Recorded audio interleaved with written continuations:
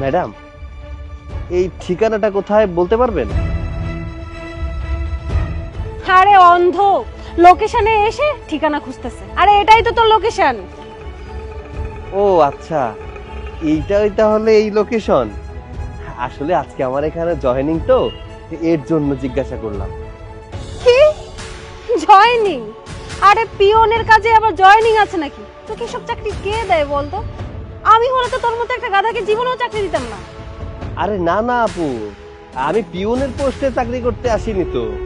এখানে আমি বড় একটা পোস্টে চাকরির জন্য অ্যাপ্লাই করেছিলাম, সেই পদেই আমি জয়েন করতে এসেছি। ওরে বাবা রে বাবা, তুই তো অনেক ফাস্ট। মানে সুন্দর মেয়ে দেখতে না দেখতেই মিথ্যা কথা বলা শুরু করে দিলে। এই তুই কি মনে করেছিস এসব মিথ্যা কথা বলে আমাকে ইমপ্রেস করবি?